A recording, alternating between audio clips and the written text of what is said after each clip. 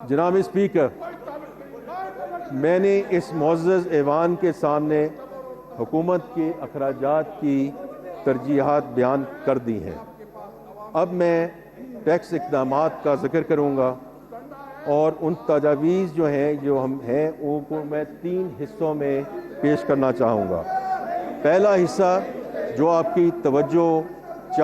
میں آپ کی توجہ چاہوں گا، کیونکہ وہ سارا جو پہلا حصہ ہے وہ ٹیکس ریلیف کے بارے میں ہے، پھر جو ٹیکس ریشنلائزیشن کے اقدامات ہیں، اور بعد میں FBR کے نیو آپریٹنگ ماڈل کا میں ذکر کروں گا۔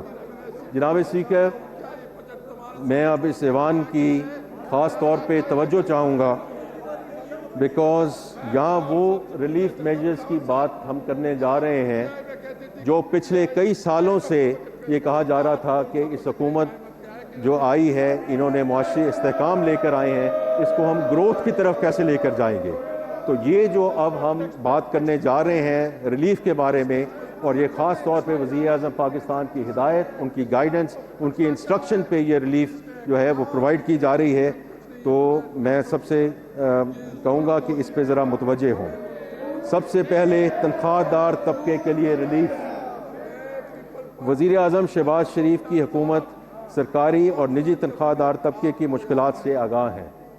وزیر اعظم پاکستان کی ہدایت پر آج مجھے یہ اعلان کرتے ہوئے خوشی محسوس ہو رہی ہے کہ ہماری حکومت نے آمدنی کی 4 سلیب کے تنخواہ دار افراد کو ریلیف فراہم کرنے کا فیصلہ کیا ہے۔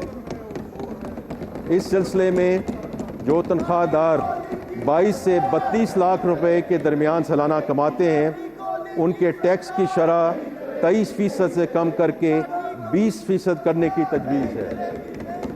32 سے 41 لاکھ روپے کے درمیان آمدن والے تنخواہ داروں کے لیے ٹیکس کی شرح 30% سے کم کر کے 25% کرنے کی تجویز ہے۔ 41 سے 56 لاکھ روپے آمدن والوں کے لیے انکم ٹیکس کی شرح 35% سے کم کر کے 29% کرنے کی تجویز ہے۔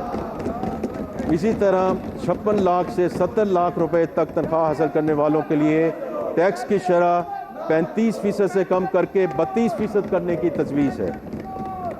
جناب اسپیکر، یہ صرف یہاں تک محدود نہیں ہے۔ تنخواہ پر عائد ٹیکس کی شرحوں میں کمی کے علاوہ ہم نے ایک اور اہم ریلیف قدم اٹھاتے ہوئے تنخواہ دار طبقے پر عائد سرچارج کو بھی ختم کرنے کا فیصلہ کیا ہے۔ یہ ایک دیرینہ مطالبہ تھا اور حکومت کو بھی اس امر کا احساس تھا، اس لیے ہم نے پچھلے بجٹ میں اس سرچارج کی شرح کو 10% سے 9% کیا، اور اب اس سرچارج کو مکمل طور پر ختم کرنے کی تجویز ہے۔ ان اقدامات سے وزیر اعظم شہباز شریف کی حکومت نے تنخواہ دار طبقے پر بوجھ کم کرنے کا اپنا آج وعدہ پورا کیا ہے۔ جناب اسپیکر، سپر ٹیکس کی شرح میں کمی۔ مجھے یہ اعلان کرتے ہوئے خوشی محسوس ہو رہی ہے کہ ہماری حکومت نے کاروبار سے 15 کروڑ روپے سے 50 کروڑ روپے تک کی آمدنی کی 6 سلیبز پر عائد سپر ٹیکس، جو 1% سے لے کر 7.5% کی سطح تک تھا، اس کو مکمل طور پر ختم کرنے کا فیصلہ کیا ہے۔ اسی طرح 50 کروڑ روپے سے زائد آمدنی پر سپر ٹیکس کی شرح 10% سے کم کر کے 8% کرنے کی تجویز ہے۔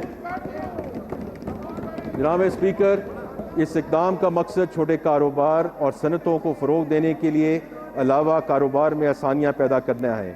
یہاں میں کہتا چلوں کہ آج جب ہم نے یہ تجاویز کیبنٹ میں پیش کی تو پرائم منسٹر صاحب کی طرف سے اور کیبنٹ کی طرف سے ہمیں یہ ہدایت ملی ہے کہ ہم ایکسپورٹرز پہ سپر ٹیکس کو مکمل طور پہ ختم کر دیں۔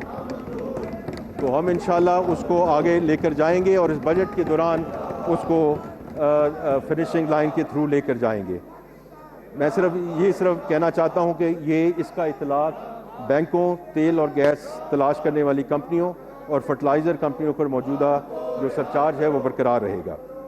جناب اسپیکر، پاکستان کی معیشت میں روزگار کے مواقع پیدا اور صنعتی ترقی کا پہیہ تیز کرنے میں کنسٹرکشن سے بڑھ کر کوئی شعبہ نہیں ہے۔